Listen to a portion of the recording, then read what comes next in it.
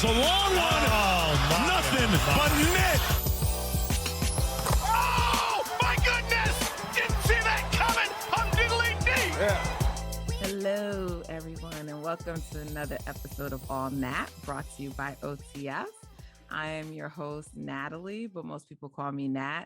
And today, I am joined by Lakers Nation. I'm not sure how this is going to go, so we'll just see how it works out. But I'm going to start with the ladies, one of my sorors, but also one of the women of NBA Twitter who represents the Lake Show, Lakers Nation. I don't even know what y'all call yourselves. Wow. But Stace, you may know her from the timeline. You may know her as one of the hosts of Late Night Lakers, those rowdy spaces, you know, the ones where they be bringing in Russell Westbrook's brother and all that other stuff. But no, Stace is here. She's an avid Lakers fan. She and I will be partnering on some stuff going forward in the future that I hope to announce soon.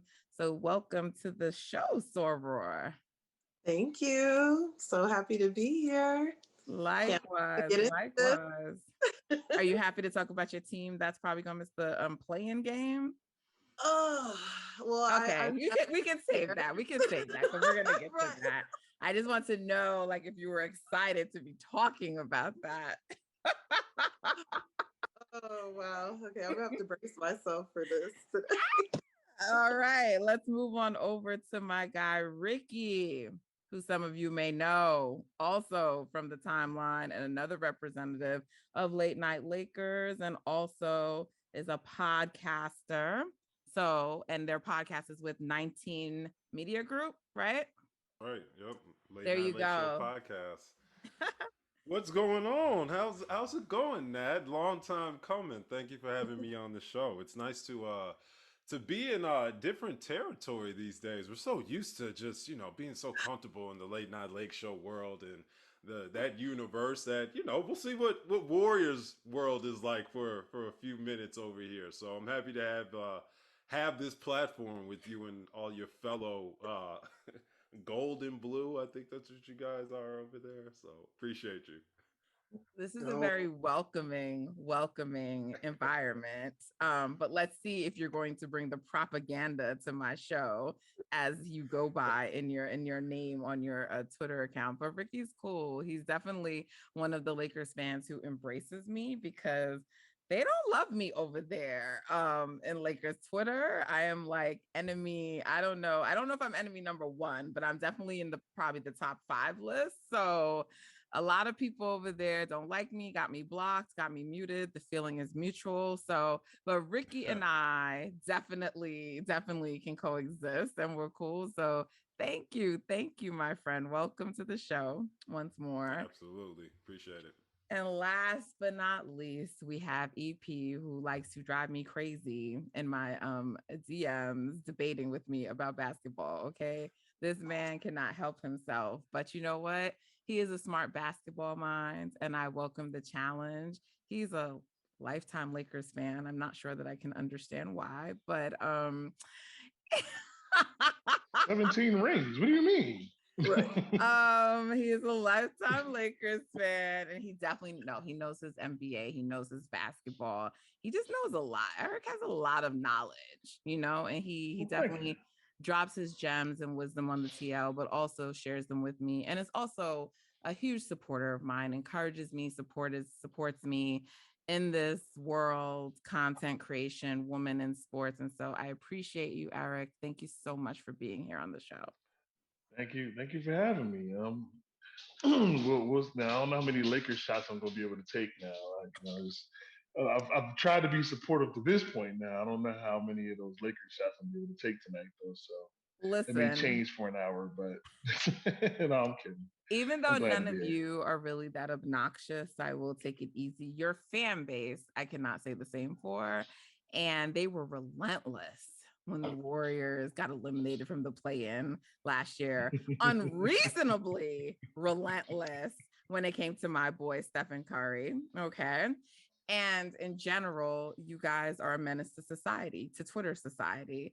And so because of that, there will be some shots. But you know what? I will take it easy because the three of you are very cool, and I like and respect and admire all three of you. So, are y'all ready to get this conversation started?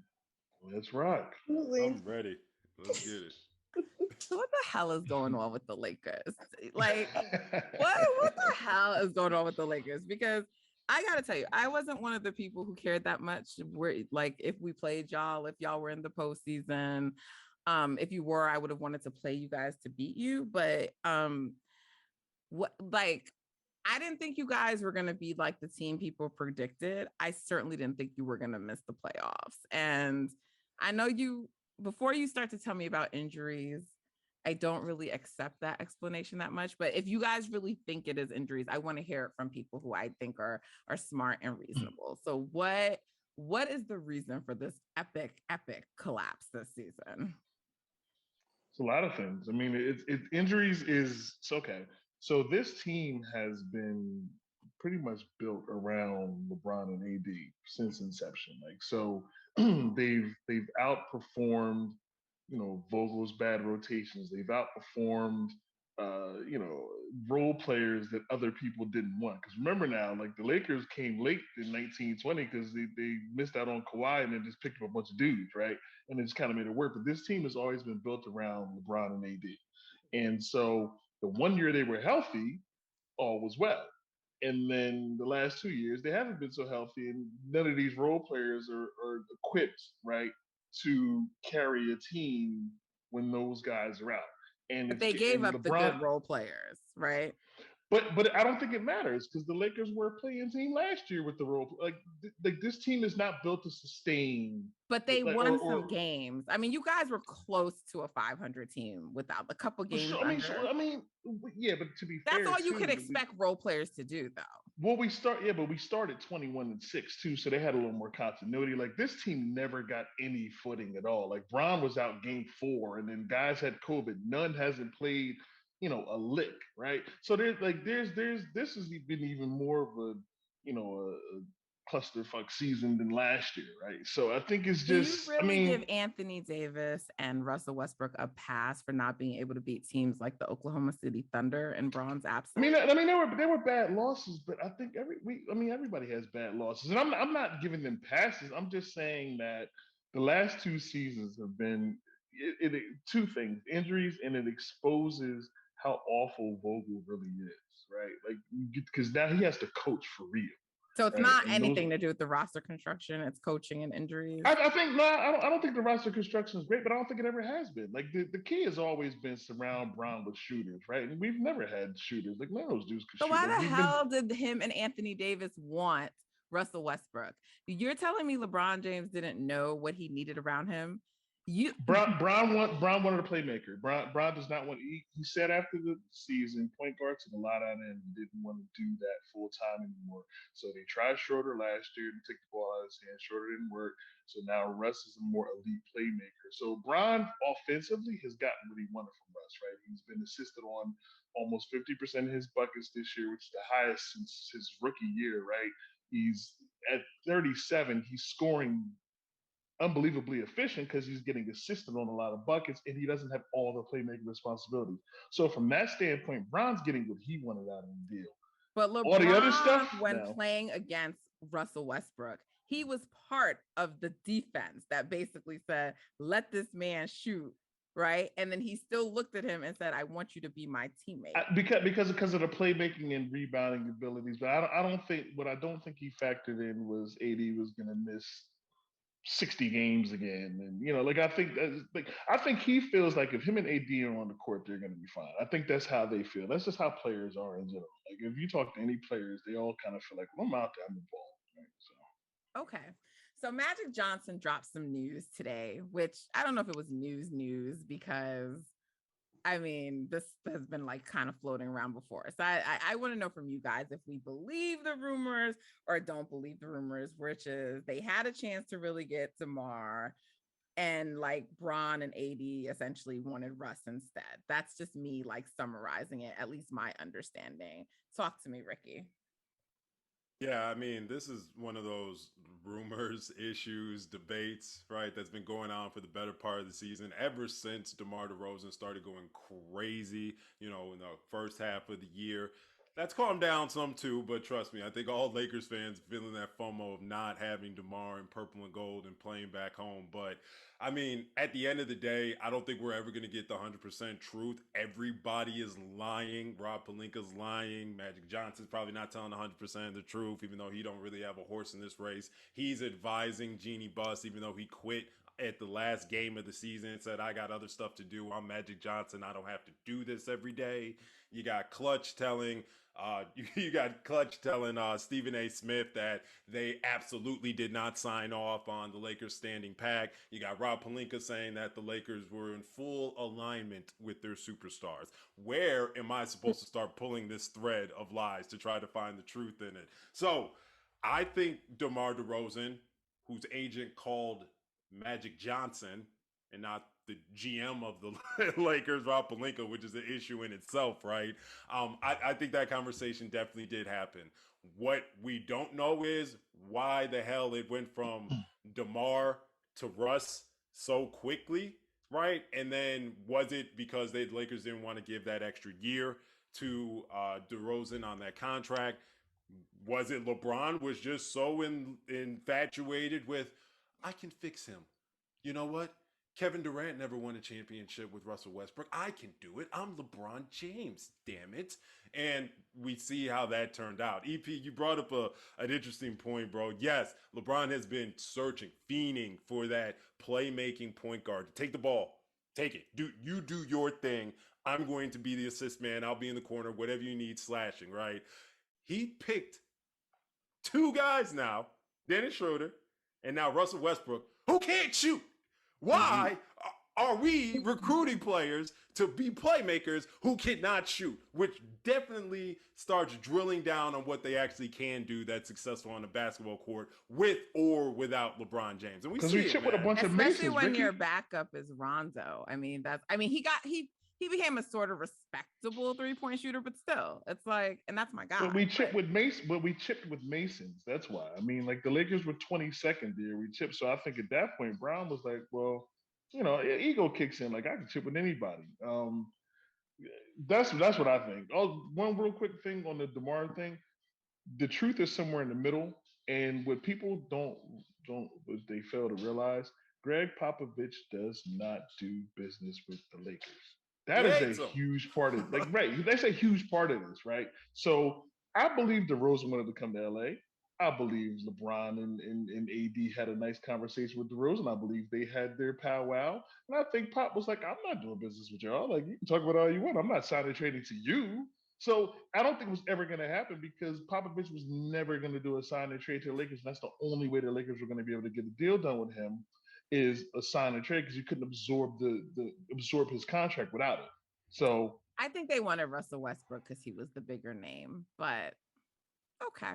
Can we stay right there for 2 seconds, right? So we saw the Brooklyn Nets go and create a giant big three, right? Which fast forward to today, no longer. But back then, you're looking around and yes, the Lakers are fresh off a championship, but you're looking over there in the East and you're like, that's enough firepower to even overcome two top 5 players in LeBron and AD at the time, right? So I think they started going, well, shit, I think we can't really run it back with supporting members. We need another big dog to at least carry the load. So when we're out, injuries, rest, hurricane, whatever, they can still right the ship when it's James Harden against, Russell Westbrook. We can at least live with that for 3 minutes, right? But yeah, we see how that kind of worked out. That's really what I think it was. But of course, I don't know. I'm not there, but that's what I believe it was. And it also is better for my agenda. So that's what I'm gonna go with. So Stace.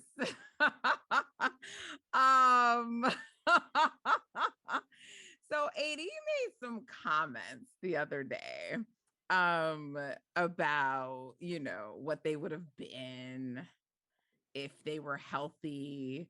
And how do you feel about AD's comments? Because he's talking a lot for someone who is like never healthy, And even when he was on the court, I mean, he was good. He was above average. He was above good, but he wasn't like the Anthony Davis from the bubble, which I attribute to him only because he was in the bubble, why he was even able to perform like that, in my opinion. But even if you say that's not the reason why, he wasn't that person or even really near it, right? So, but he's talking a lot, and so how do you feel about that? I mean, maybe you don't care about it at all, but I just think like he should stop talking. That's my observation from the outside. But how do you feel about it as a Lakers fan? Well, let me say this. I kind of think this is a little bit of a setup, just because I think it's, yeah, I It's think not. it's I genuinely want to know. I genuinely want okay. to know. Okay. Oh, I think it's kind of known how I feel about AD. Look, this is a thing. I don't dislike AD. I know a lot of people try to put that label on me. I don't dislike him. I really do like him. I loved what I saw in the bubble, like you mentioned. But when you show me that, that's what I'm expecting from here moving forward. You know what I'm saying? So yeah, it was health, but also there was like a very lax energy that I saw. I don't feel like they went into games respecting the teams. That's one.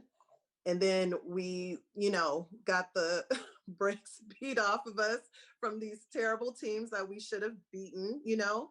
And I just, I, it's more than just health, right? Like it's locking in, it's focus. I saw a lot in the beginning that I just wasn't feeling. First of all, they didn't have enough time to even gel or develop that chemistry. Even during preseason, I was so confused as to why we were sitting out guys as though we just came off the chip. That was so weird to me. We don't need a break. I like that We you didn't brought need up that. preseason because I feel like all these things that once meant a little something, and I'm not saying preseason was like the indication of everything, but I've Right. just seen lately, like, it's like, oh, preseason doesn't matter. Oh, the regular season doesn't matter. And I'm starting to hear this more and more. And I'm like, wait, when doesn't any of these things matter? Like, I'm like, preseason tells you a little bit. And I said that, like, about the Lakers, I'm like, to me, it says a little something. I get it. They were resting guys, but they didn't win any. But why were they resting? Season. Why right. were they resting? I mean, I said that, and people are like, oh, Natalie, you're a troll. And I'm like, okay. And then, there were like just the little things, like when people talked about like teams that were, I forget what the record was, but by like 20 games in, or it was 10 games in, whatever, if you had like a certain kind of start, those teams don't usually go on. And I mean, I think they were okay. Like they just met the requirements. I wish I remembered what like the record was, but like everything, I just always kept hearing like, oh, it doesn't matter. It doesn't matter, And I'm like, was that just Lakers fans trying to tell themselves that? Is that like the arrogance because you're Lakers and all the banners? Did they really believe it? Was that just projecting? I don't know, because like to me, like even with the Warriors, like when our fans are like, oh, we don't care about home court, I'm like, there's not a lot of teams that like didn't have the home court throughout and who have like won a chip. Like it's happened, but it's not common. Like home court does matter. Like, there's things that like people just want to say it doesn't matter. And I think it matters, So even when I hear our fans saying certain things, I'm just like, nah, bro, like, let's get fucking home court. Nah, let's try to get the best seating. So when I would hear a Lakers fan saying that, I thought it was wild. But, like now in hindsight, looking back, like, what do you think about all of that now? It was the curse of having LeBron James on your roster and being a Lakers fan and seeing nothing but success our entire lives, right? So, like, I've been alive since '92. I've seen 6 championships my damn self. Up until the Lakers lost their season after the bubble, I had never seen the Lakers not go back to back when they won a championship. They always won a second one right after. You have LeBron James, who has been Mr. I don't care what seed I am. When I step into the building, you have a problem. That's a LeBron quote back east. Now, but when again, has that's it ever back happened? east LeBron. LeBron was running through teams like Toronto, like butter. But when right? was when was he doing that as like a low seed? Right, I don't think. Well, I never the Cavs LeBron. I didn't really follow his close. I think they were 4 once, weren't they? But they were right, four but he or had 5 some, once. but he was never like at the bottom of the standings. Oh no. Yeah, Dude, that's what I'm saying. What about like 2018? I think they were like 5. I think they were 4 or 5. Yeah. Yeah, I mean, it's LeBron over all of that, Nat, right? Like no one else should be able to, even come close to being like, oh, I don't give it to, because it's just not a real thing that happens in reality, right? And now, like you're saying, even with LeBron, it's like, all right, how many examples do we have of him running through folks and he's mostly the away team for majority of the series? We don't have a lot of those artifacts when we go back to the files, right? LeBron's usually been a higher seed and he's on the East his entire career. Bring him over to LA. Why would we not think that's not going to continue, right? So it's that little bit for a long time the East was weak. That's it the was first reason y'all should have realized that wasn't going to happen. But okay, go ahead. But at the same time, right? LeBron still. We took the person. I'm not taking the Eastern Conference, right? I'm sitting up here looking like, okay, you got to do that over here, right? And as those years went on, somebody played it out in front of me. They said, you take the Heat and the Lakers last 3 years since the bubble championship, right? Both teams started off the exact same after the year. Both got bounced in the first round, right? Now, where are the Heat? Number 1, number 2 seed in their conference. Where are the Lakers? Not even remotely in the conversation about even being a contending team.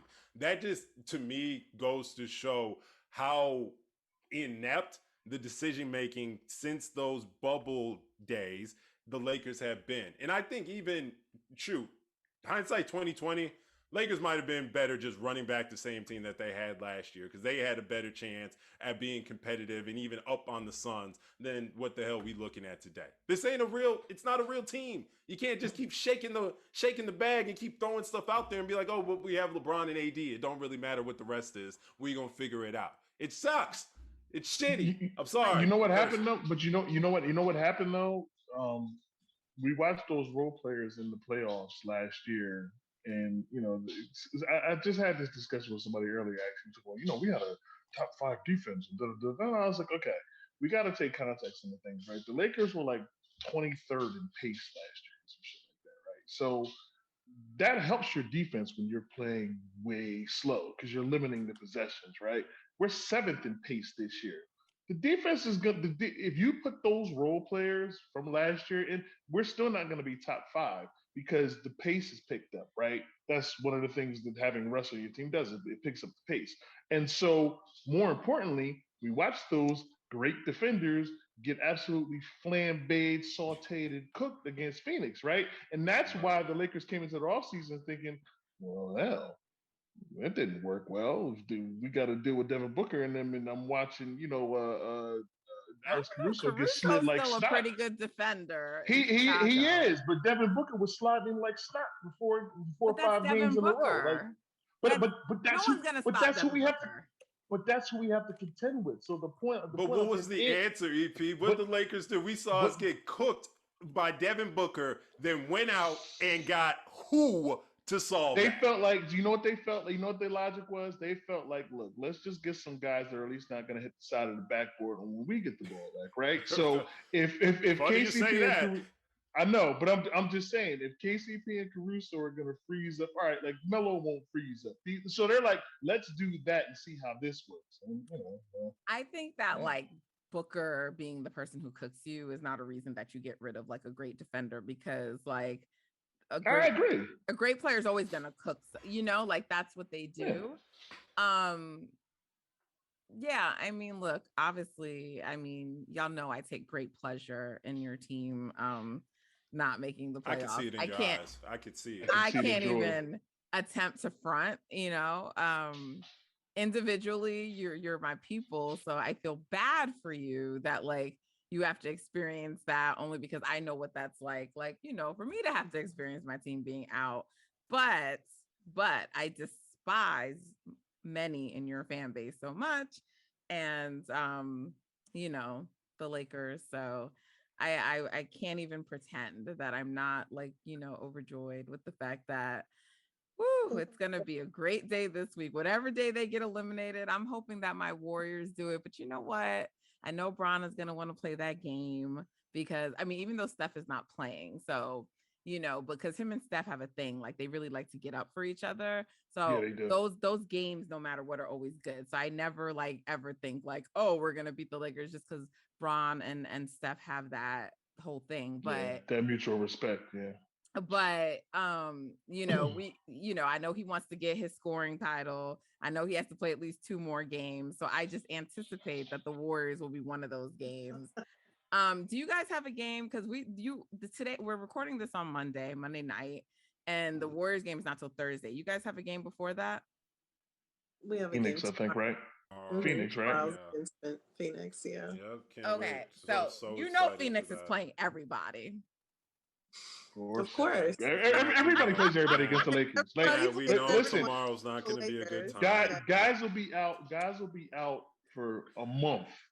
And then they get healthy come time to play the Lakers. It's been like that all year. Like, like Brandon Ingram is like a month. Y'all have history. Y'all have history. And Brandon Ingram makes sense too because y'all traded him.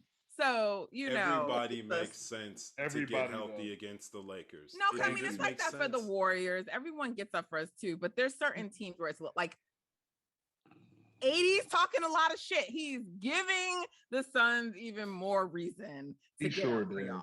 You know what I'm saying? And he wasn't wrong though about that though. He wasn't wrong. I think if AD stays healthy that series, I think we did win that series. I stand by that. Like, I believe that. Absolutely. Like, I don't think he was wrong. Like, he probably shouldn't have said it in light of where we are this year. But he wasn't wrong. He can't say that from the sidelines. That's my biggest thing. Right. Talk your shit on the court, my brother. Right. Do all this you got to say while giving folks 30 and 15. You are in shorts, long sleeve coat, and some 1970s glasses with an afro. Yeah. Shut the hell up until I see you picking up some W's, my brother. No more sweater chain combos.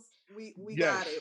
We're sick of seeing that. We want to see you on the court. Yeah. Right. And in shorts and sneakers, my guy. Right. Like, now, no more. What like if you guys lose to the Suns, are you like eliminated completely or no? It depends on what happens in front of us. Because like 9 through 11 is separated by like a game. Right, because 9 through 11 is separated by like a game. So the Pelicans have a relatively easy schedule, but the Spurs have a harder schedule. So it's probably more likely to catch them. But but I don't see you guys beating the Suns. They have the tiebreaker over us too, so the Lakers would have to pick up an extra game. Right. An extra game. Right. So, there's definitely a chance you could beat the Warriors, but I really, really don't want that to happen. They've been playing. I actually think we're gonna beat y'all. I think we're gonna beat y'all just because that's this steps out and that's just what we do. We beat y'all, but we lose everybody else. Wait, you beat us once. Let's calm down. We still won 2 of the games this year. Isn't DeJounte out though, Nat, for the Spurs? Yeah, there's no timetable for his return, I don't think. Yeah, but I don't know. It's the Spurs and it's Pop, and he's a better. He hates the Lakers too. And we just got done talking about how excited Pop was to not trade DeMar DeRozan to the Lakers. In actuality, he's probably looking at this. I grew up with Spurs Lakers rivalries. Now this is like the total opposite end of the spectrum. Who can keep each other out of a play-in tournament to make the playoffs? But so be it. Pop's ready. Pop's because I don't think the Spurs expect to like make it to the playoffs. But if he could just like knock the Lakers out in the process, he'd be happy. That would do his job. He gonna ride out to the sunset. This gonna be his last year. Then he's like, you know what? Just beat the Lakers one more time. I'm good. Yeah. And as far as the Warriors, like we've ended all the like playing like shit without Steph. Draymond is rounding into form. Like even though we lost that Phoenix game, it was very close. We could have won. Then we beat the Utah Jazz. I mean, the Kings suck, but Dre just played a back-to-back. And now you're giving them Our game was Sunday. You're giving them 3 nights off before that Lakers game. Jordan Poole is like playing on a next level. So they're going to take that game seriously. You guys might win, but you know, the Warriors have a really good home record. They play really well at home. Expect that to be a very close game, but it should be. I just think that if the combination of the Lakers usually play the Warriors pretty well, and the fact that if Bron and AD both play, Dre does a good job on AD. He does for about a half. He really does. But I'm just saying. For about a half, yeah, he does. Wasn't AD already limping the other night on the court? Enough for the highlight reel, EP. Exactly. No, I'm not even saying that being. He was limping the other night on the court, right? So listen. So AD's got to be healthy. That's the first. But if Bron and AD play, I'd like the Lakers to win that game without Steph. Now, if they don't both play, then it's all bets are off. But if they both play without Steph, I think the Lakers winning that game. They ending that shit. Because y'all ended it's over then. Yeah. Then y'all ended our shit last year, so we ending that shit. And Jordan Poole is gonna just pull off his best Steph impression, which he definitely can. So he can get hot. It's going to be Laker, fun. Jordan Poole, future Laker. Okay, but all jokes aside, so do you guys think that you're going to make the play-in games? Tell me the truth. No, Stacey, you go. I don't have to go. No, let Rick go first. No. So, ladies first. Ladies first. Ooh, wait. This is recorded, right? Yeah, they're gonna make it. Are you worried about your own fan base turning on you because they're so crazy? Yeah, because Nat go put them clips at him. She said no. They were like, wait a minute. She said what? I mean, I'm not going to put this clip out, but, they obviously can go back and hear it. Right. No, yeah. I feel like they're going to make it. Okay, absolutely. So who are you beating to make it? Because you guys got to basically win out. Not really. The Spurs can tumble. Like is there a game? Not there's a game really. between like 9 and 11. No, I'm just saying. They own the tie break, so you got to win at least what? How many games are left for you guys? 3 or 4? 4, right? I think it's 4. Yeah. So it's 4. So the Lakers got to win at least 2. You got to win 2 of them. Yeah. Yeah, but if you end in like a tie with the Spurs, they're gonna get it anyway. So I think you probably got to win 3. But okay. 3's ambitious. We got to win 3. 2 is ambitious. When is the last time you guys have even won 2 games in a row? I don't think it has to be in a row. You just have to win 2 or 4. It doesn't have to be in a row. Yeah, but when's the last time you've done that recently? What's the last game you won? Was it us? Was it the Warriors? What's the last game y'all won? Yeah, when was the last game? Look, y'all can't even. Okay, AD averages like, what was it? I had to study this before getting on here. 25 and 13 against Draymond, right? I don't care what he averages. Draymond does a good job on him. Not that good.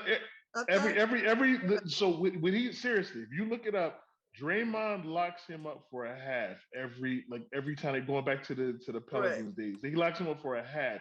But what I think happens is that it usually takes a toll on Dre, and in the second half, AD usually gets it going. So it looks like AD's crushing him in second halves, but it's just that I think so. It looks like, oh man, he's killing, but he's really not, because you forget that he locked him up in the first half. So then AD's now scoring in bunches in the second half. But I think it's just it takes a lot to guard a dude like AD when he's constantly attacking. If he's not just settling for jumpers and he's attacking, it takes a lot out of you to guard him for 4 quarters. And I think in the case of Dre, as great as he is, Anthony Davis is that kind of talent where if he's coming at you all game long, your legs are going to give eventually. And he's a star, though, so I don't expect him to hold AD to 12 points, but like I expect him to make it harder on AD, and he does. And that's the point. And if he's making it harder on him and he can't be as efficient, that's good for us. That bodes well for us. Correct. So you can tell me all his numbers. I don't care about that. Yeah, he over the course of 4 quarters, yes, he works Dre out. But 2 of them quarters, Dre has him in jail, usually, most games that I've watched. usually has him in jail, and then AD will figure it out and then get it going. So he And usually Dre's plays. in his, I'm ready for the playoffs. I'm ready to Yeah. he's in that mode. He takes that matchup seriously. Yeah. He doesn't hate him like the way he hates Kristaps Porzingis. So like that Right. one, like, but he takes those matchups seriously. So although the way he's been talking about Bron so much lately, I don't know who anyway. I was gonna say he may chill out for his boy. He may chill out. Let Bron get that one. No, You we're not letting gotta anyone prep get no for games. your post career. You gotta start Right. buttering the other side of the bread. Yeah. Make sure that you All right, we're not having this conversation anyway. Wait, Wait, about to start the wait, record. You didn't answer my question. Okay, Stacey did, but it wasn't Yes, no answer. yes. So yes, I'm gonna be optimistic. Yes, I don't think they're going anywhere, but yes, I think they'll get in. Okay, but I'm not asking for optimism. I'm asking what you guys really think is gonna happen. I think the Lakers are gonna somehow find a way to win 2 games and get in, and I think they'll get bumped probably second play. So you don't have the Lakers making the playoffs, but you have them making the play-in. Yeah. Well, let me think. So how's it go? It would go. They're gonna win 2 play-in games. If the Lakers get 11, who would they play? The Spurs? The Pelicans. No, they would have to jump the Spurs. The Pelicans. Who keep beating them. And then they would have to play who? Either Minnie or the Clippers. You're not winning no 2 games. Stop it. Yeah, it's looking bleak out here. It's looking bleak out here. Listen, I would have felt better if AD wasn't like my foot was hurting. Oh no, it's looking bleak out here. Ricky, give me your answer because you over there just making faces and being silent. I mean, the best player on the team didn't play last game. The second best player goes on the sideline and takes off his shoe so his foot can breathe. Guys, it's not looking good. Guys, I have my daughter is 3 weeks old tomorrow. I am so looking forward to just staring at her. By the way, North Carolina is 24/7. up 15 over Kansas. Yeah, it's a beatdown. I look forward to just staring at her for the summer. Not paying attention to the Lakers making me mad. Them getting the brakes beaten off of them in the play-in. No. Let's end it. Let's be done. This is not good. It never was. From day 1 to game 82. No bueno. Light it on fire. We're done. Yes, Stace. I have to chime in on that because Rick just said we've been cooked, basically. There's been issues since day 1. I have to throw this out here, and I know EP's going to look at me crazy. I don't care. But look, how come we don't talk about that fight between AD and Dwight? I talk about it. That's a big deal. No, that's a big deal. That was a big deal. That was a huge deal for someone that's supposed to be one of the leaders that was out of character in front of everyone. He could, you mean to tell me there was not enough restraint to wait to the locker room like everybody else does? That right there, to me, was very telling of the lack of chemistry, and that's what really scared me, to be honest. That's when I was kind of off. I agree with you, State. No, I agree with you on that, State. We talked about that earlier in the year. I agree with you about that because, it is the one thing the 1920 team had was they were really close. It was like a brotherhood. Like they went to dinners together, played video games together. They did everything together, right? Why the hell did they put Dwight on the team? They know he's a moron. But he was on the 1920 team. He was on the team before. But he's still Dwight Howard. Because the Lakers who, like to double down should have made the top stupidity. 75 over Anthony Davis, by the way. Absolutely. Over AD. Yes, over what AD. happened? What happened? I said, and by the way, Dwight Howard should have made the top 75 over AD. But anyway, I digress. I don't have a problem with that. I don't either. I don't have a problem with that. Did people forget Orlando Dwight? I don't have a problem with that. They're both clowns. I think AD's goofy and I think Dwight is goofy. And I'm not Urkel Spaces. I'm not here to give y'all no Laker therapy. So listen. Let's Oh talk my about God. the postseason that you guys won't be a part of. Let's move on from the Lakers.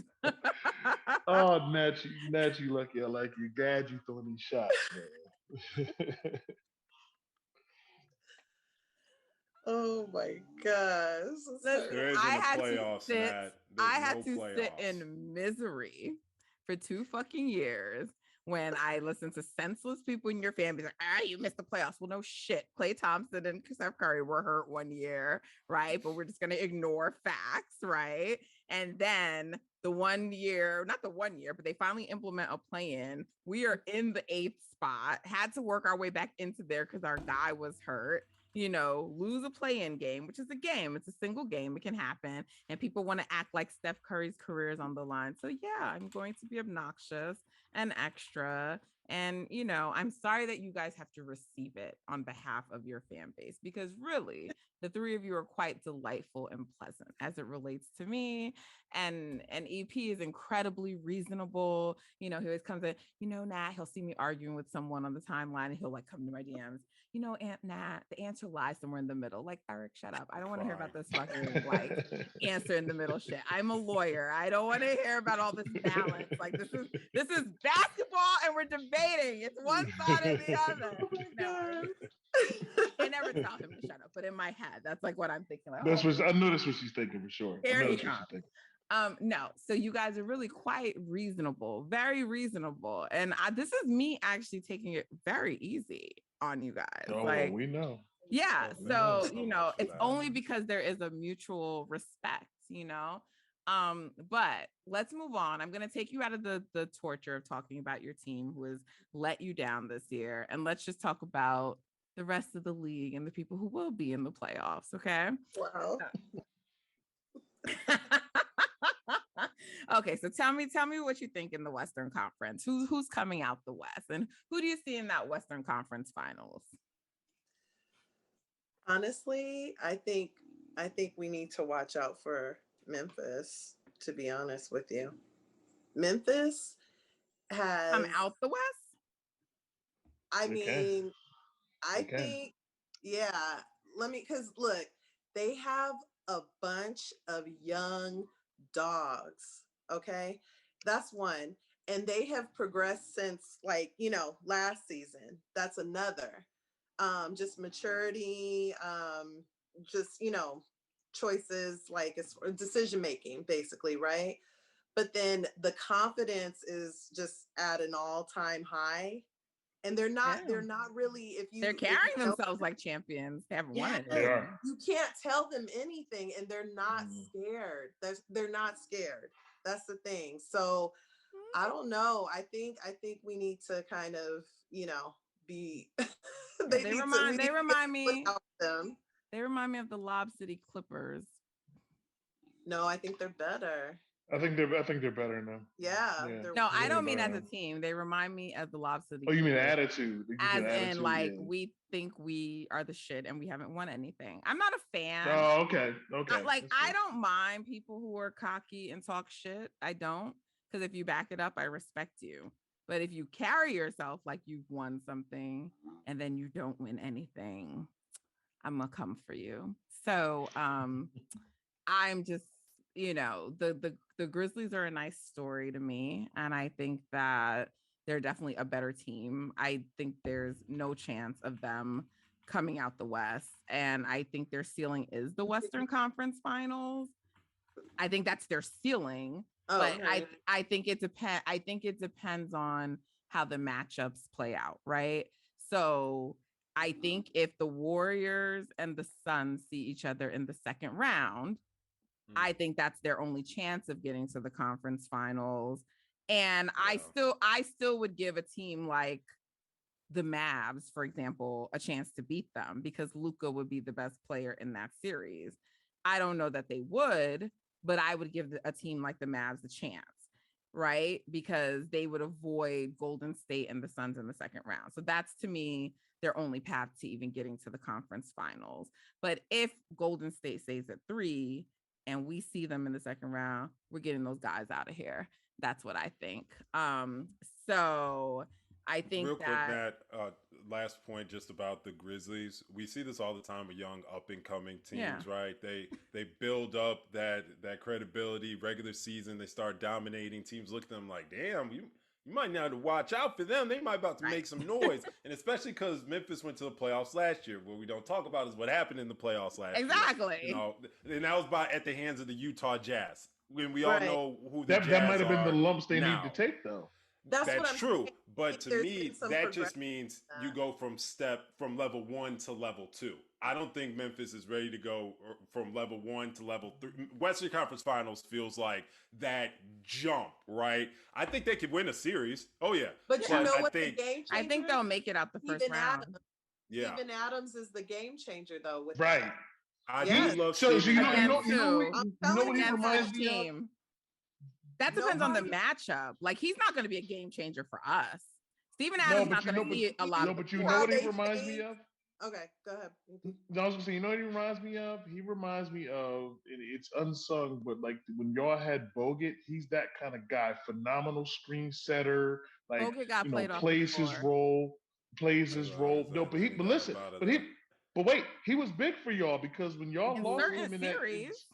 Against Cleveland, he was big for y'all because when y'all lost him, that was hell. Yeah, but you gotta get to the finals. And what I'm saying is, like when we played the Grizzlies, for example, like we couldn't play Bogut like that, and there were other series we couldn't play him because.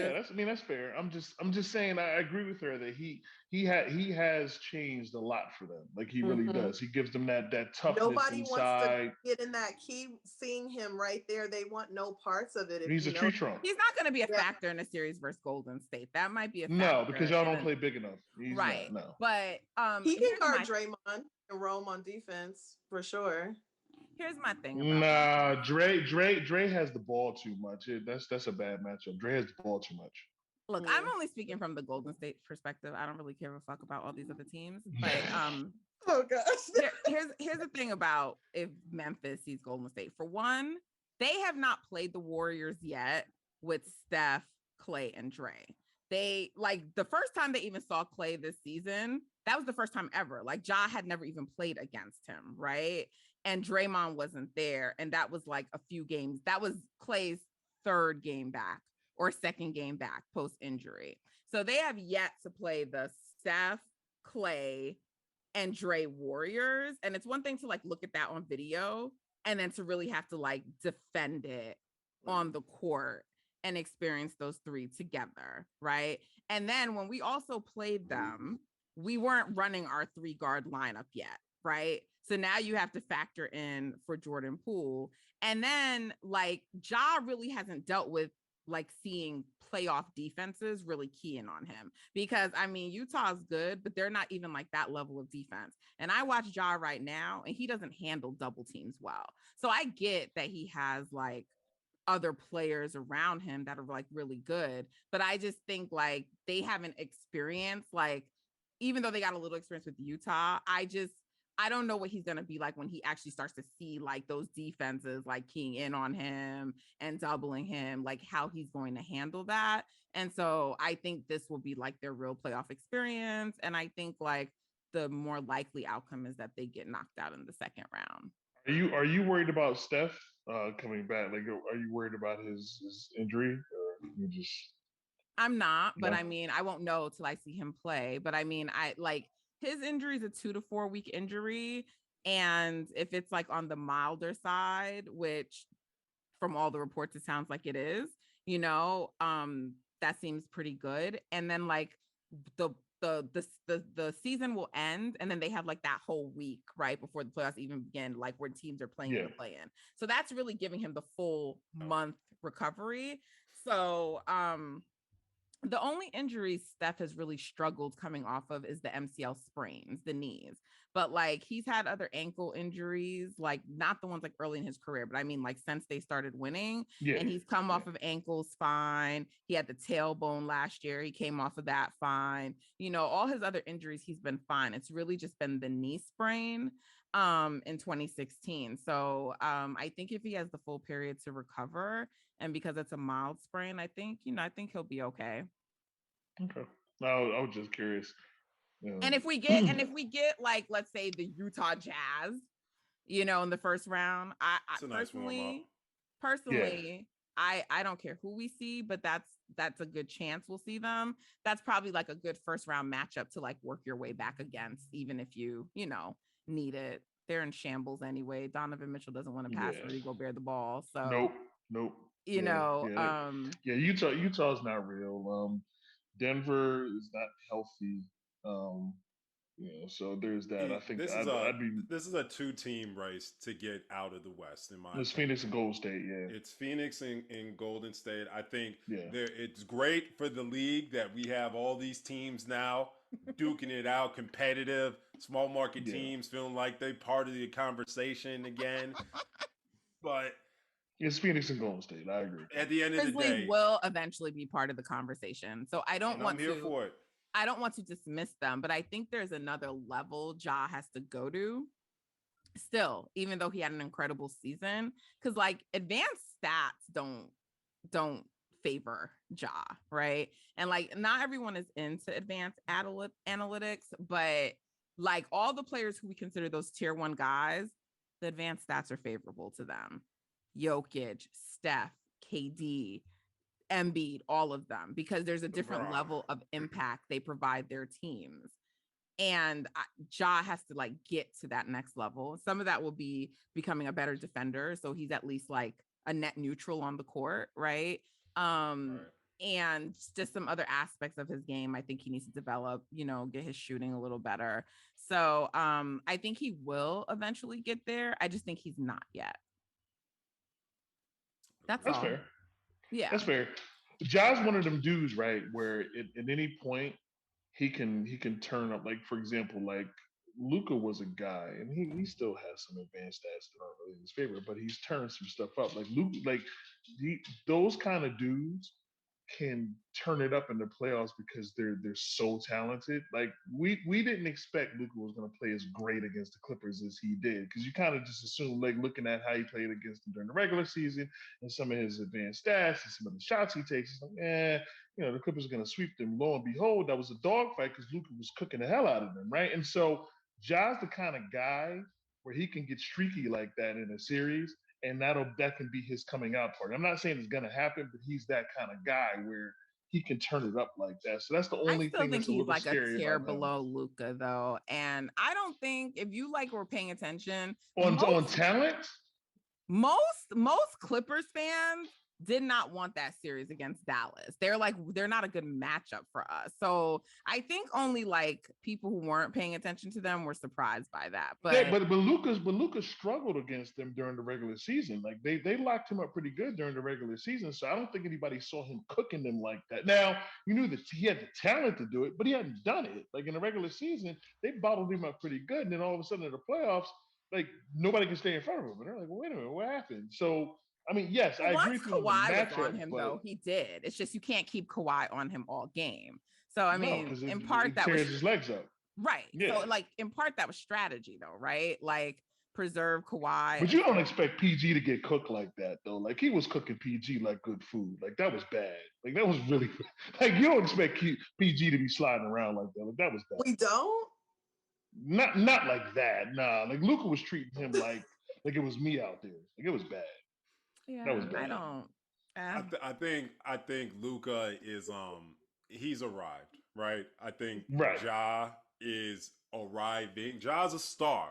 Right. Ja still developing that game. If Luka stopped getting better today, he's going to be a top 5 player for the next 10 years, right? Like I think there's still parts of, like in that, like you're saying, the advanced analytic favors tiers of players for a reason, right? And I think Ja has all the intangibles, all the mentality that you want out of your leader, out of your superstar, to guide a small market franchise into the spotlight again, right, and stay there.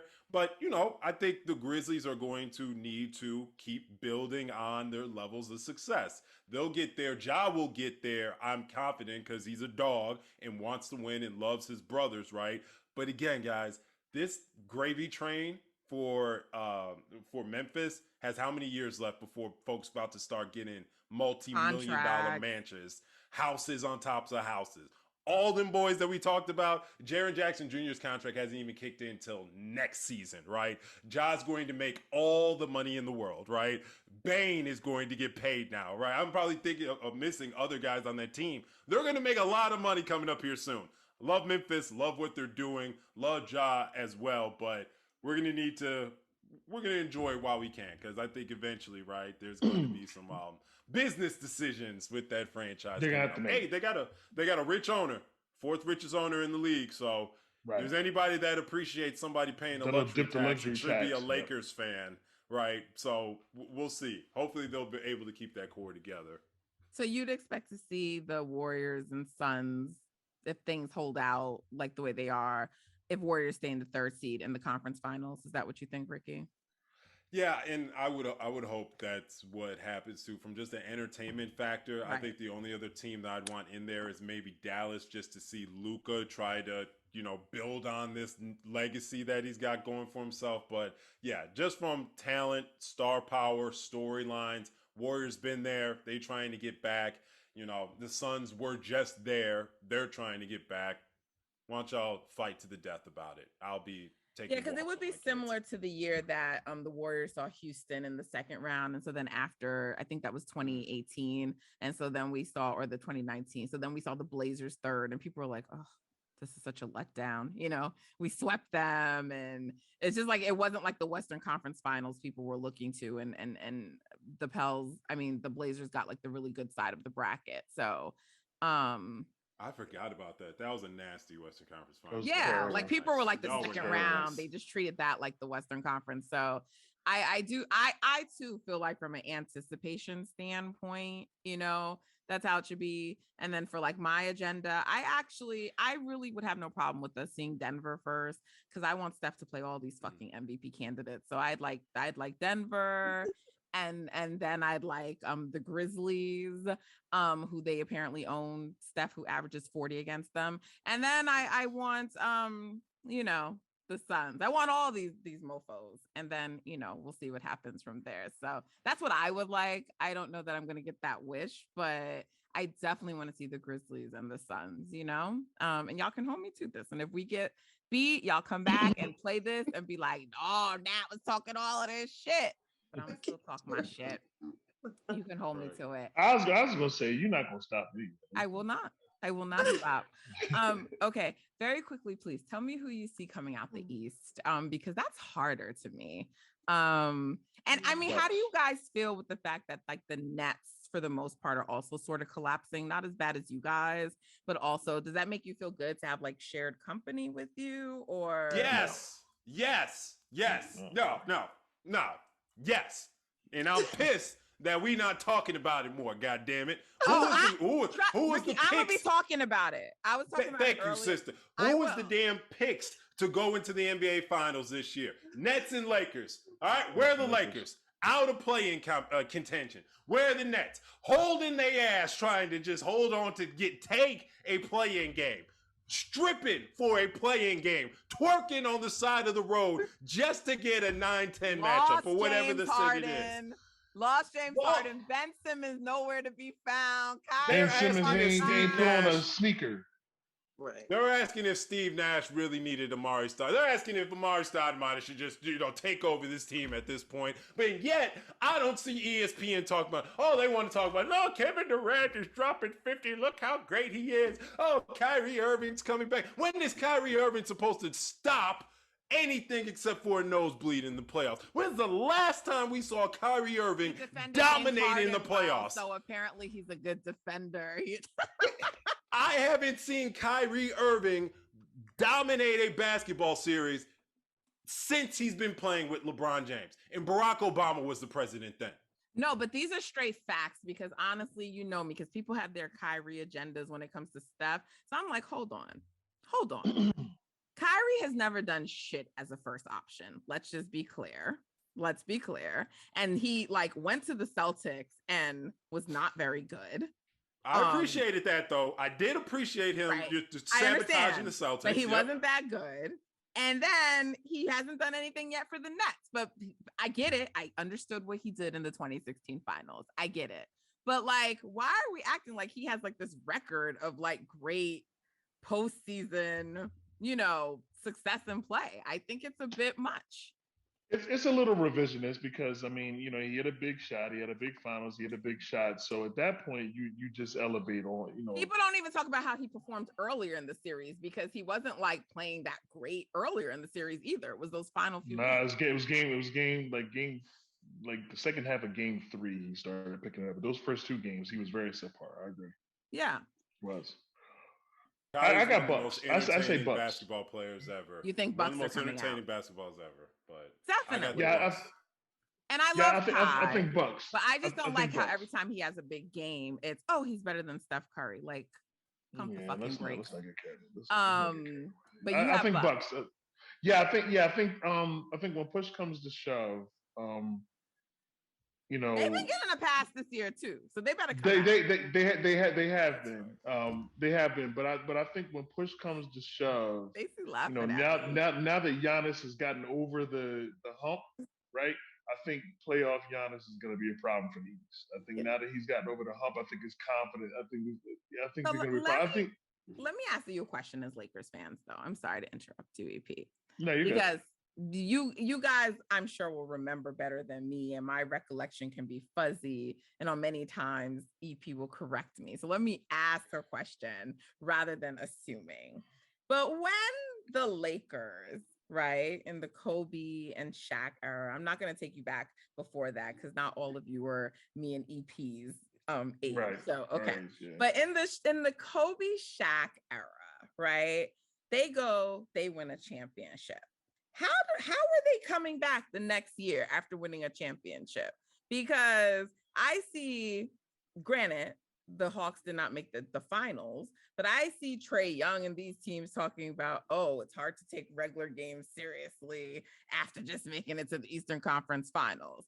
The Bucks have not been like that dominant this year. They've been sort of inconsistent, and people are like, they're just looking ahead to the playoffs. And I'm just like, this is what we do after one finals run. Now we don't care about like the regular season and we're allowed to slack. And I don't actually believe that because I'm watching these games and the Bucks look like they're trying to win and they're just not winning.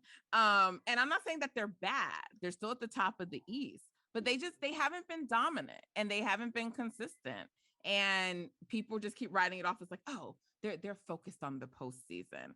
So what are your thoughts on like the way that these teams are, because I just don't feel like Kobe had that kind of mentality. I don't think the Warriors have had that mentality since they started winning, but I feel like these other teams are like, just, it's okay. I'm gonna say this on your podcast. And this is gonna be music to your ears. I shouldn't say this, but I think it's the LeBron effect. I think him diminishing the regular season for so many years in the East has carried over to a lot of guys who tend to look up at him, his peers, whatever, because even remember, he's always been like, regular season doesn't matter, it's playoffs, regular season. And I think that's like a mentality that's gone, that's been passed on to a lot of these guys. So now, because you're right, like in Kobe's era, like that wasn't a thing because Kobe's like every game is important, right? And even before that, but it's just a thing now where Bron kind of diminished the regular season, and I think just like anything else, like player empowerment, anything else, I think a lot of things that he starts, people tend to follow, and I think that's a unfavorable trend that he kind of started that teams do tend to follow. I've watched that pretty closely, and I don't remember it being a thing before he said, I don't know, 8 years ago, like, I don't really care about the regular season, I care about the postseason. And I kind of watched teams follow suit. I think it was like, no, care, right? Like 19 and 20 was the first time he cared about a regular season in a while. And I think it was only because, Kawhi spurned the Lakers, and then the Lakers kind of put together a makeshift roster. So it was like, all right, I'm going to show you. So I think he cared that year. But other than that, like, when's the last time he cared in the regular season? And I think it's just something that passed on to a lot of players. That's my thought. You thinking about it, Stacey? Because it looks like you're pondering, and you were also laughing and making some faces when I was talking. So you muted yourself. Okay, I'll come back to you. Ricky, what are your thoughts? Yeah, I mean, first of all, it was a combination of having two Hall of Fame players, right, in their prime. One of those two Hall of Fame players was an absolute psychopath about being competitive. Every game mattered. At the same time, the other one didn't. Shaq came into the seasons overweight, out of shape, used Yep. those games to Like play Luka. into shape. Right, Like Luka, yep. right? So I think, let's just say, let's take the Lakers that won a championship with Shaq without Kobe. I think there probably would have been a little bit of a letdown as far as like mentality the next regular season. It takes key personalities, right? And I think you guys, with the Warriors, Draymond's wired where, it's time to light some fires under some ass consistently. You see who on the Lakers team this season? Draymond actually has a little LeBron stuff in him. It's Steph who does it. He does. Draymond comes into the season not always in the best He does it shape. too. Yeah, and he doesn't always get up for things like Likes the big Lobos games tequila over the summer. And in fairness to Draymond, he's playing a role on the team that requires, the use of his body, and it's a lot on him. But he can, not to like an extreme degree, but he can be like that. But Steph is really the one who, Steph's always ready. Steph is like Kobe. It's just he's not like boisterous about it, but in terms of like maniacal, but he's prepared. Always like prepared, always ready. The way he takes his body and his conditioning, and like even when he made those comments the other day in the postseason, he's like, people are getting too comfortable with losing. I see it creeping in. He's not about that life. He's not about that life, and Kobe recognized it in him. That's why he said those guys, him and Clay, they're straight killers. They're not. But regardless, I just, after they, and, kind of like the way the Suns came back this year, they made it to the finals and people doubted them. And they came back like this year, like, serious, we're going to show you. That's what the Warriors did after their first ring. And then after they lost 2016, and I get it that Kevin Durant got added, but they came back like on a mission every year. And like, after you've at least, gone to the finals 3 straight years, I can understand you maybe like being like, all right. But I just feel like the Bucks just went one time. Why are they in this mode of like, oh, we don't need to take this that seriously? It's interesting to me. I'm just saying, it's an observation. Mm-hmm. That's all.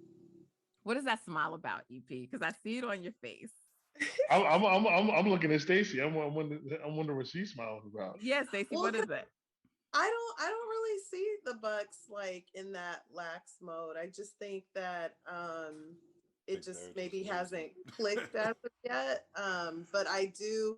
Okay, so look, I think just to kind of compare them to the Lakers, like when like last season, right? We kind of were just, I don't know, like floating in a sense, and we kind of were relying on that whole thing of flipping the switch, right? And I think obviously that didn't work out well because of AD's injury. I do actually think that the Bucks will be able to kind of flip the switch and go into like that playoff mode, because I don't really see them in like a lax type of mode right now. I just think that, I don't know, I just have a feeling it's going to shift into that gear for them for some reason. I don't know. Yeah, so I actually agree with you. I don't think that they're lax, but this is like what their fans are telling me. And this is the passes that people are giving them for not being that dominant. But I'm saying what I notice is that they're not dominating. I'm not saying that they're bad, but they're just not dominant. And they're a little inconsistent. Like the Celtics got their shit together and then they dominated since January. That's what I mean. And the Bucks have not been like that. You'll see games that like when the Bucks played the Nets the other night, right? Like Giannis is locked in, he gets up for that game, and it's like a bat. But like I'm not seeing that on a night to night basis, and I don't know why. And so we will see, but it's just curious to me. It's just something I've observed. That's all. Well, what's going to work in their favor, though, I think, is the fact that they got a taste of how that feels. So I think as it gets closer, they're gonna be like hungry for it. They're gonna, That's what you I know, think. I About don't know. like I 4 think it's games gonna be that left. way. Like, how much closer do we need to be? No, but I'm I'm saying telling you. I think when I agree with Stacey. I think when the playoffs kick in, I think you're gonna see them turn it up a bit. And I don't think that they're being lax. I think they're playing, but I think there is another gear that they can get Yeah. to. Like to your point, like you just saw Giannis say, "All right, this is the Nets. Let me turn it up for real tonight." Not to say he's not playing hard because Giannis always plays hard, but Always. Giannis now has another gear that he can get to. We've seen it, right? And I don't know that he turns that gear on every night, right? But in the playoffs, he will turn that on every night. And when he does, he's an absolute animal. Like last year was one of the greatest playoff runs individually we've seen in a while, right? Like he's that kind of dude. So I think that when push comes to shove, he's the one in the East that scares me the most, right? Love what Embiid's doing this year. Have not seen Embiid turn it up in the playoffs to a Giannis level, right? And there's, of course, sure, we've seen KD do it, right? But the Nets are just in shambles. I got to see them do it before I can give them that. And there's no disrespect to KD or anything like that, but I got to see them do it in the Agree. playoffs. I like it's only Katie's goodwill why people are even still talking about the Nets. Like Right. their defense isn't good. I don't like, But that's what I'm saying. That's what I mean. I gotta see I them don't do see it. the Nets doing anything this postseason. No, But but I'm just saying in general. I'm talking about individuals that we've seen that can black out consistently in the playoffs. KD's one, but I don't think that matters because I don't think the Nets are good enough, even if he does black out. Right? no, I'm I think agreeing the with Bucks you. are good enough. Yeah, I think the Right. No, Bucks I'm are good agreeing enough. with you on the Nets. What I'm saying is people keep talking about the Nets like people don't want to see them. I'm like, the Nets don't Ain't have a nobody good scared. defense. Ain't nobody Like scared in this. I I was understand. scared. I would be scared of them if they had Ben Simmons. Right. If they had a locked in Ben Simmons who you could put on multiple people on the wing and really cause hell defensively, I would, and he'd had some games under his belt, I'd probably be a little nervous. But And would this be now, Ben Simmons who stopped being no. a head case? Or is this Well, I mean, That's all what right, he's this is what I'm saying. locked in though. That yeah, that was the key, the key Yeah, that's part. what I said. Yeah, a It's locked in, not Ben focused Ben Simmons Simmons. now. We'll see you next Right. year, Benjamin. That's all Yeah. that is. That he ain't really making the noise or the difference. Yeah, You I'm don't not a just believer jump in Ben Simmons, but okay, y'all got it. Y'all, there's You just just certain don't start players. double dutching in the playoffs. Like it's No, they're done. I don't think the Nets are doing no anything. warm up, no nothing. No. I think the Nets and Lakers will be enjoying the playoffs at home like everybody else. If the Celtics can get through a first round without Rob Williams and then get him back, and I need you to remove your Celtics bias for a second, what do you think are their chances like healthy with Rob Williams? Let me just direct this question to EP since it seems Ricky will not be able to answer. I don't. I mean, I still don't like them in the series against Milwaukee. I don't care. Milwaukee's my clear pick coming out of the East. Like, Okay. I don't care who it is. Yeah, I mean, I like Boston. I like what they're doing.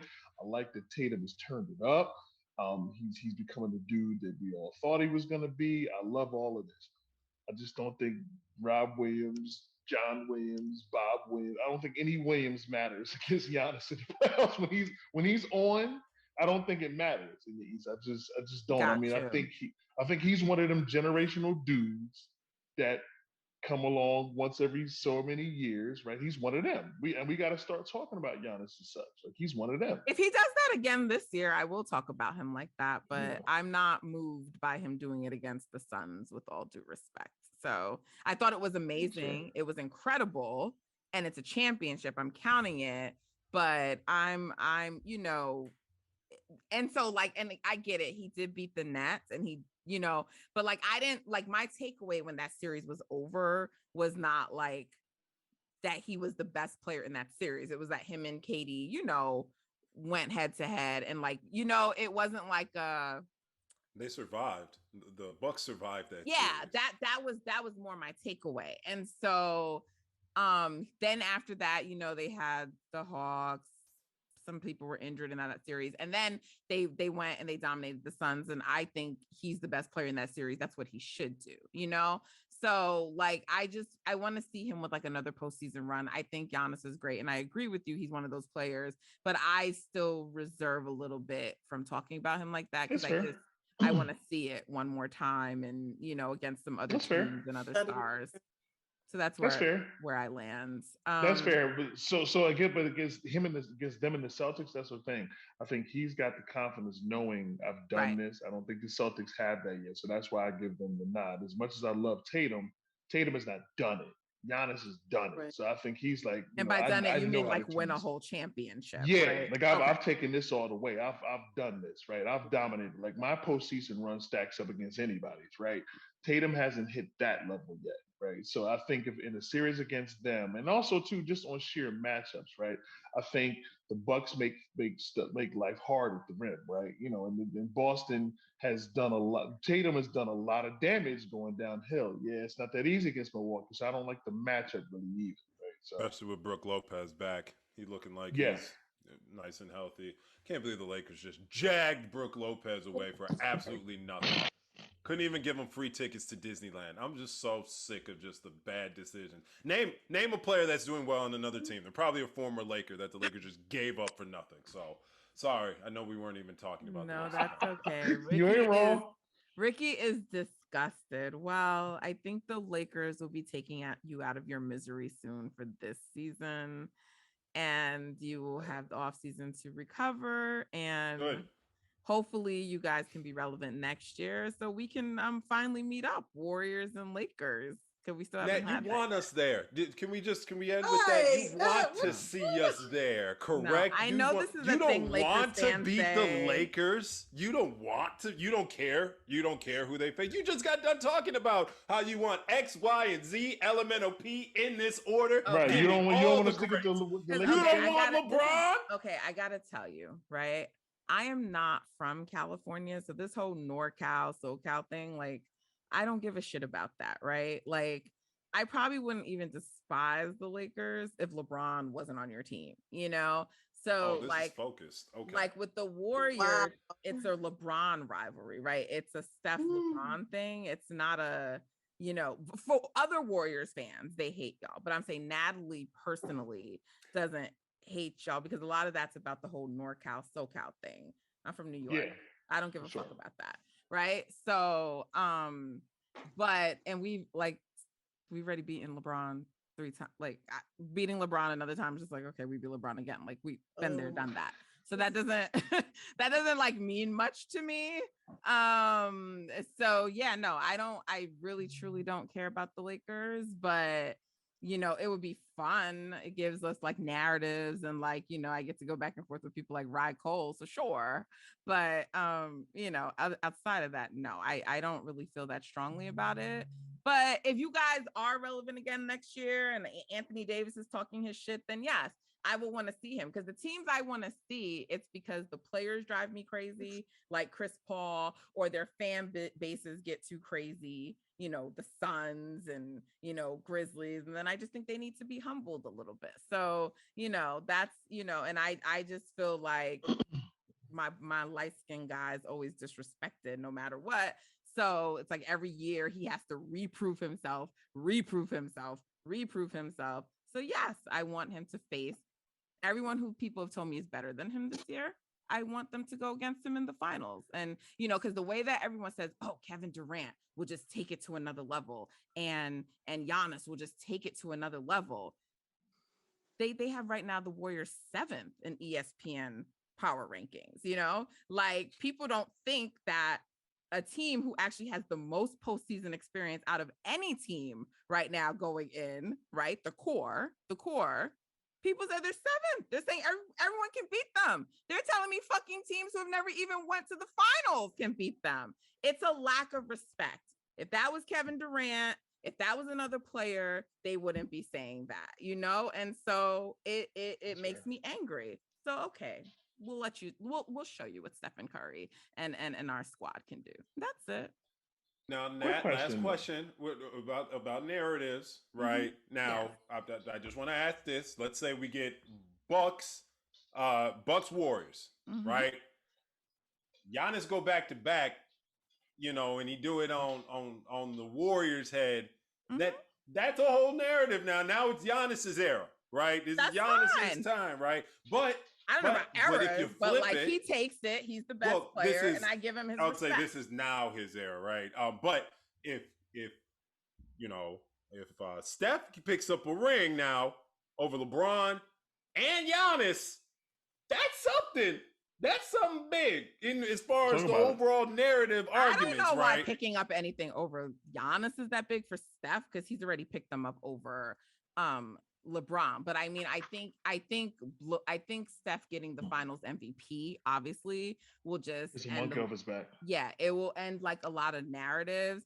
And I think if he beats a player of Giannis's level without Kevin Durant, which to me he's already done, but people want to discredit. So if you beat a player of like Giannis's level, and on the path to getting there, you beat a team that's won 60 plus games like the Suns, right? And even possibly beat the MVP and Joker, right? If that's who it ends up being, that's a pretty dope finals It's a healthy run. Yeah, you know, nice stories. Nice story to tell that's the grandkids. why I said for me, I want all the fucking smoke. I want all the teams because that's my belief in how good Steph is and how good this team is when we're healthy. You know what I mean? And so that's what I want. And if it doesn't work out that way, then it doesn't work out that way. And I'll be happy to give Giannis his due. I already give him his due. I mean, I have him as like a top 3-4 player in the league. So it's not like I'm disrespecting him. I'm just saying I think this year I don't reassess like where I rank players till the end of the season. So I'm not yet prepared to say, for example, like Luka's top 5 and this person's this. We got to see how everything comes together in the postseason. Quick question, Matt, and I don't know if I ever asked you this before. Why do you dislike LeBron the way you do? Thank you, because I was gonna ask that too, Nat. Okay. It hurts when you talk about him. Yeah, because I can see the disdain go on mute for this one. on your face when his name. Look, listen, she just went on a rant. And she was talking about other players, and she's like, and Kevin Durant and other players. And I'm like, damn, you can't even say his name. Like, so I want to know. His name, dog. You peeped that too. She was naming all the top I tier it. players. Yeah, I peeped it.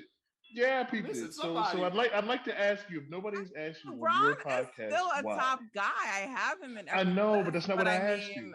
Right. What I asked you. Okay. Listen. All right. It's a couple of things. One, I come from like an old school place of like where I watch basketball.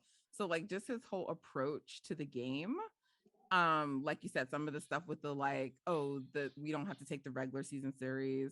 The way that I feel like he's diminished the value of winning, and when it may not be him per se, but like you mean championships? Yes, like the way that his fans argue on behalf of him and the media and the diminishing of these things.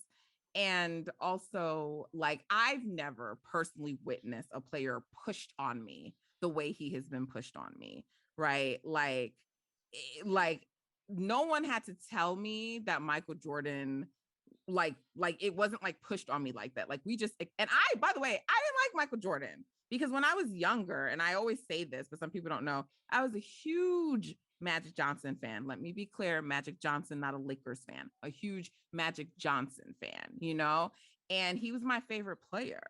And when the Bulls beat him, Michael Jordan caught my wrath. I hated him after that. I still have the vision of him and Scottie Pippen on the sidelines laughing. And I'm like, how dare you laugh at Magic Johnson? I mean, I just took it so personal, right? We were in middle school too. Yeah. And I hated him, but I still knew how great he was. You know what I mean?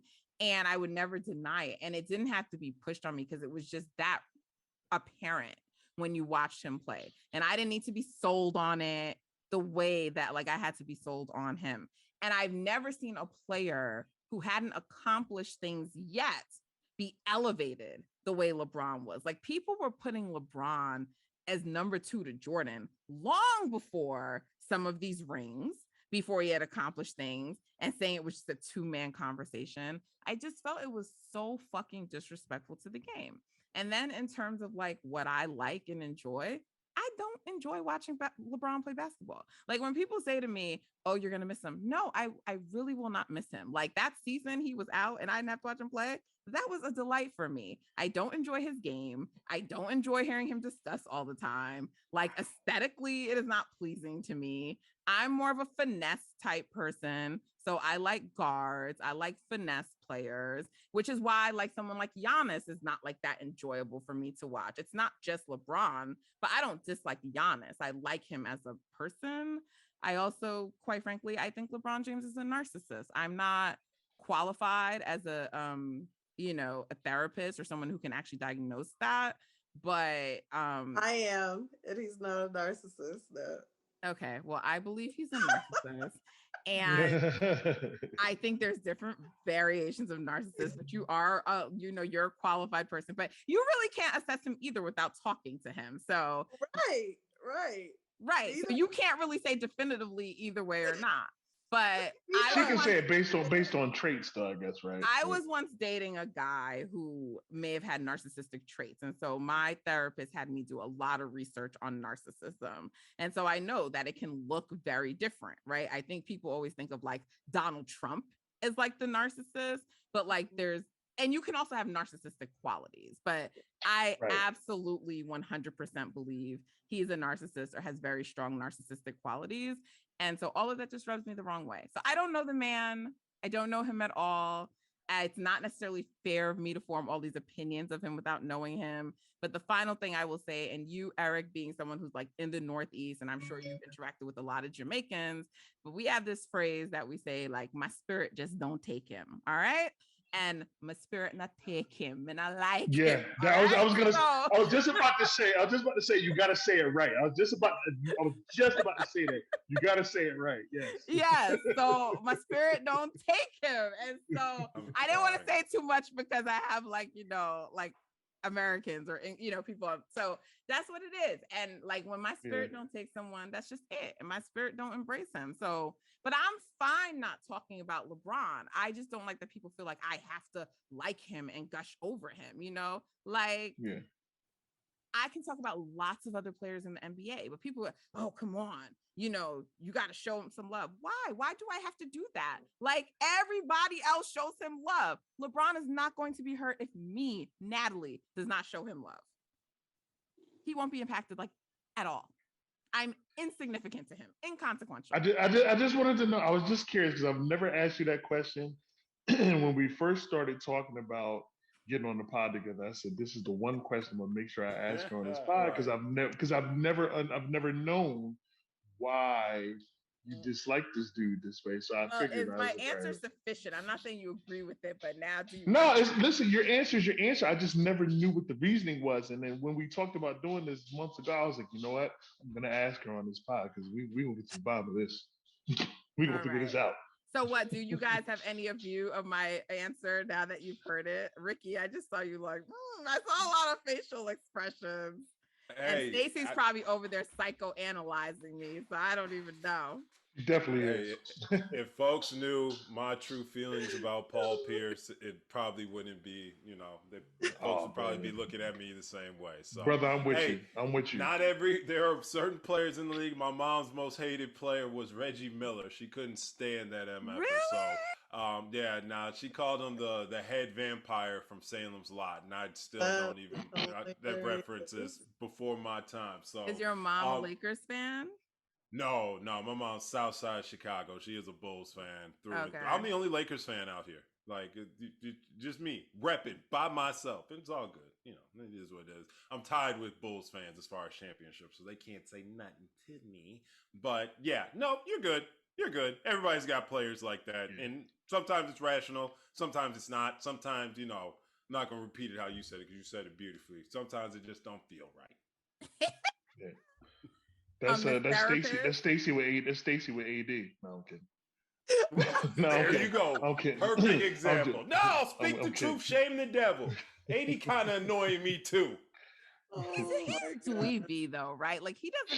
She be on his helmet. Oh my god. But I mean, if you had players like Kobe and Shaq, I can understand why you're kind of like, come on, man. Like he's kind of a dweeb, right? Like. It's not that. It's just I But felt he like is. he You just had don't the want to say that. energy. No, it's the fact that he kind of had the energy like he had a few chips under his belt already. I didn't Yeah. like that. You need to be more hungry. Like you're just lax and he again after that little fight, how he just was nonchalant about it, like it wasn't Yeah. anything. You know And why he's like I that? don't like LeBron's that. his teammate. I mean, Eric nailed it. I'm sorry, like all due respect, but No, no, we're not gonna put that on Braun. Nat. No, it is. no, It is. no. So Stacy, remember this? I got packed up for saying that earlier in the year. I said, "Yo," I said it's hard being LeBron. Oh my God, Lakers fans jumped on my back. True. I saved It's that hard tweet. They being jumped on what? my What did back. you say? LeBron's teammate, because you get so much collateral damage from being LeBron's teammate because his legion of fans, it's never his fault. So it's always the other people. So it's hard as hell to be a LeBron James teammate. Like it really is. Like it's got to be one of the toughest things in I basketball. mean, Or I else, like, agree with Stacy about the fact of the way AD carries himself, but I'm just saying, like, you don't think any of that comes from being LeBron's teammate and the way he like carries himself? No, because my thing is this, if he's such a huge influence like that, right? Then how come he hasn't like worked on just his preparation on the off season? How come that hasn't influenced him? Because we He's see LeBron. LeBron. The man ran to go play with LeBron. Like, if he really wanted to like be that guy and build something, Right. he would have stayed oh in New no, Orleans. oh no, Hey, I'm man. not staying there. No. I'm not staying there. I'm not saying he Robin's should gonna have. take I'm on just Batman's saying. personality just a little bit. Just by I hanging agree. out with each other, you're gonna take Yeah. on I someone know, else's personality. but if Just that's a the case, smidge. how come he's not taking on the other He's not part? taking That on would all be of it, right? Like if you're Because gonna take it all of it. I agree with right, Stacey. take Take it all of it. all. Take the I good, don't. take the good stuff too. Don't just take the bad stuff. Take the good stuff Right. too. But I he don't think have we're the seeing same Spend work. $1 something. million on your body too, because you need it, brother. That's what I'm EP, saying. we're So looking do at guys when we really know think this. that's a question I do have for you guys, because he's criticized a lot for not being able to stay healthy. And Right. do you guys believe it's because he doesn't put in the work on his body? No, I I think do. it's genetics. I think Anthony Say Davis grew. some of it is genetics. I do think that I do think that everybody is not as maniacal with their body as like a LeBron James is, but I think AD is one of them dudes that kind of needs to be. Now, I do think some things would happen to him regardless because I do think it's genetics, but I do think he needs to be more maniacal about his body than he is in light of how And weren't there how he is. rumors But though he was doing that this past off season? I mean, he No, AD did. went and got really, I heard on he really. did a lot of muscle weight. AD lifting. went and He got was just really putting on swole this muscle. Yeah, he did a offseason lot of to lifting, but play he didn't. Yeah. center, and then ended Yeah, up being slow as molasses on the court, and no Right. longer was Anthony Davis. right, Because he right. didn't do the other work to adjust to all that muscle weight that he Correct. put on. Correct. And it just Correct. looked weird. And So you know, I Yeah. have a question. Like, LeBron is his teammate, and I know he's not there to Mm. babysit anyone, Right. but LeBron's reached a certain age. He knows he needs AD to be a certain player, right? Because I mean, like, he also like saw like the writing on the wall with the Heat, like, okay, Dwayne Wade, like Yeah. your health. So I'm bouncing and I'm going to Cleveland, right? So what I'm saying is he like, why wouldn't LeBron say like, you need to get your body right? Here's my He, guy. Go and make my he may, but you can't make that man spend $1 million on his body. He might tell right. him. He Yeah. he may tell him, but that doesn't mean AD is gonna come out of his pocket the same way Bron like that. Like guys like that, those generational guys, your Brons, your Stephs, that do all that maniacal stuff. Like everybody's not wired that way, and then some of it too is just. I mean, Dwayne Wade said this on a I Am Athlete podcast once. You know, they asked him like, why do you think Bron's able to play this long distance levels? And he pointed up some of it is just God gifted. Like everybody's not chosen to be that, right? So Right. there are guys that have been wildly talented. I'm not gonna say LeBron James is the most talented dude I've ever seen, right? But this longevity stuff, like some guys just got that, right? And No, he's just one absolutely. of them. He's one of them dudes. And AD just may not be that kind of guy, right? That said, I'd still like him to spend that mill on his. Now that you got the $200 million Right. for the Lakers, I'd like you to spend that mill on your body and see what you. If we could get 70 games out of you after that mill, I'd be happy. Yeah. Change it up. Change Yeah. it up, because Magic, do you guys remember when he tweeted out what he felt like AD needed to do as far as training on the off season. I thought he kind of hit on that, to be honest, but instead he put on this muscle weight and was out there dancing with Ralph Tresvant and Johnny Gill at his wedding. Like, you know what I mean? I mean, the man's allowed to enjoy his wedding. No. She be on him. But do the work. I love it though. I love it. She be on him. Yeah, she be on him. No, because you know I'm telling the truth. Don't. You are. James I'm not. Worthy Yeah, cannot stand him some Anthony Davis. James Worthy. No, you're right. James Worthy's hilarious. James Worthy be on his back too. Guys, I think we're wanting Anthony Davis to be something that I'm actually at a point with thinking that he cannot be, and that is consistently healthy. We just think back, this man has never put a body of work out there for multiple years. AD has never played 65 plus games in the season, went to the playoffs, and then played 65 plus games the next season. Guys, if it's never happened up until this point, yes, all the money in the world, all the resources in the world can change a lot. I think Anthony Davis is just made up to being a more fragile human being. And that's not a knock on him. I don't think he can control this. He gets these ankle sprains. He gets MCL sprains. He gets finger sprains, bro. Like, I've never seen somebody just every time he goes down, we think it's about to be serious. I'm sorry. I don't care how many push-ups. I don't care how many stretches. I don't care what he does. Anthony Davis is an injury-prone basketball player. And for me to say if he just put the money and invested in, I think that would be a disservice to players like Greg. I'd like to see him try it, no though. matter what, could not get healthy. Like players like Brandon Roy, whose bodies failed them even at the peak of their athleticism. Anthony Davis, I think, is a blessed human, a freak of nature, right? One of the craziest built athletes of our time. But if we actually just drew this to reality, I think I would rather want somebody his size to be Giannis than Anthony Davis at this point. Giannis is just going to be a swole, lean truck that's going to run through you 20 times a game. And I'm sorry, as much as I love the finesse in 80s game and those jump shots and the outside shots, if you're not on the goddamn court, I don't give a shit what you can do. I don't care about no highlights from New Orleans. I don't care about no goddamn bubble highlights. Anthony, if you are not available, shut the hell up and say, I can't wait till I get back on the court. I know Kawhi Leonard doesn't talk, but during that NBA 75 greatest players of all time, there was a clip of him walking and talking to other legends. The only words I heard of him say during that entire weekend was, man, I can't wait to get back out there. Anthony Davis talking about everything but being back on the court as quickly as possible. And I think that's just how the man's built. I think that's how he's going to be until he retires. He goes into the Hall of Fame, first ballot Hall of Famer. The story's going to be one of the most talented big men of his generation that could not consistently stay healthy. And brother, if there was some secrets from, hell, where'd LeBron go when he went to, people say that he went and got that extracurricular, help when he was in his Miami days. Send Anthony ass down there at this point. Please. And if not, I don't think it's possible. I just don't think it's possible. And I agree with everything you said, but I would like to see him try. You want to see it. You I just want to see him try. Rule it out. I'm gonna laugh at like injuries. We want to see him do something different, so then we Right. can at least rule it out and be like. But you don't feel Right. he did something different, or you're saying he didn't do the right different last. He didn't do the We're right at the point. point- He can't. He No. went and got swole. I don't like that, and that wasn't the right thing. Like, Right. listen. But I just professionals aren't working with him. Like, who told him like he should get swole?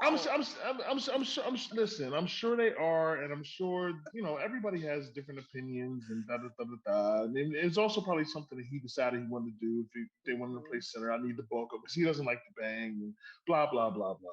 But all I'm saying is, listen, just 1 year, just this year, just take this year, right? Because it's gonna be a quick exit, right? So just get with Brian, literally, and spend the exact same. Listen, have Brian loan you. Have Brian loan you a bill if you don't want to come off your own. Right? I'm sure Brian will loan it. Schedule it after Taco Tuesday. Nah, you hear Right. me? Now we're at the point now Listen, where I if just wanna know. Anthony Davis just came out in some high top Kobe's, Lakers Nation would literally throw a fucking fiesta. Like all he just has to do is wear some high tops, and we throw a Yeah, celebration. like For 7 just days right, and 7 just nights. yeah, just right, but just try some different shit because everything you're doing, you've done to date. While skill wise you're fine, it has not helped keep you on the court. So try something different. And listen, I don't expect him to be Bron because again, I agree with Dwayne Wade. Some stuff is just God given. I think Bron is just one of them dudes, right?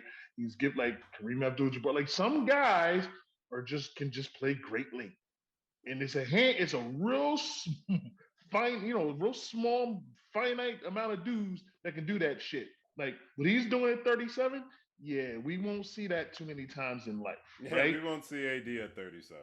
No. Right. No. But I just want to see that. AD give himself the best shot. Try it. That's all. Yeah, I mean, I'm sort of with Ricky. I mean, I hear you, but there's a part of me that thinks like he gets a little bit too hard for like his injuries because I think some of it's just like not his fault and there's nothing he's going to be able to do. And I agree with that. I agree. And like I hate to say it because like I never like to tweet things or anything like this because I feel like I don't want to be the person who like put this into the atmosphere. But like behind the scenes when I talk to people, I used to be like, they, Lakers fans talk about how unfair the bubble was because, the timing. But I said what they don't realize is like it was a blessing for them that they got that break in the season for AD because I'm not, and in general, like I just like every time people would talk about you guys and like it's gonna be, oh, we're gonna win the next 2-3. I'm just like, we're trusting AD to stay healthy. That's what I always used to think, like, and I would like, be talking about it with my friends off, behind the scenes, but I'm just like, and same thing I feel about Kyrie staying healthy, right? Like people, Kyrie gets hurt a lot in the postseason, right? Paul George is someone's health you always have to worry about in the postseason. Chris Paul is another one. So the Suns, like I know that he just got back and they're probably like, ooh, he's had his injury, we're good, but like Chris Paul has to make it through like a playoff series. So there's just certain players. And like to me, Anthony Davis was one of all those guys. I was like, he hasn't demonstrated the ability to make a deep postseason run, then come back the next year and make another deep postseason run and do it, because the teams that do that at some point, they start to have injuries, their bodies start to break down, but that's after doing it like a couple of like straight years. And he hasn't demonstrated that. So I tend to agree with Ricky, but I also understand, Eric, your point that just do it and let's see. So I don't know. I don't know what's next for you guys, but because you are people that I care about, I will say that I hope that it gets better. And for basketball purposes, I hope that it gets better. So yeah, we can have like a real little rivalry going, but until that happens, I don't know what to tell you, but we have talked for a long time. So I'm going to end this. It went longer than I normally do, but it was a great conversation and I didn't mind it. So I hope that the three of you enjoyed yourself. I really appreciate the three of you coming on. Did the game end? Is it over? Who won? Nope, No, 3 minutes left. It's really 65-63, 3 minutes left. Oh, it's close. So yeah, good. You guys get to watch the end of the NCAA game and see who wins. Until next time, everyone, thank you. Follow my guests. You'll see they're reasonable Lakers fans. So follow them, follow UP, follow Ricky, support my girl Stace, follow her too. And also, of course, always leave a review for all that. Leave 5-star ratings. Appreciate those. Until next time, guys, take care.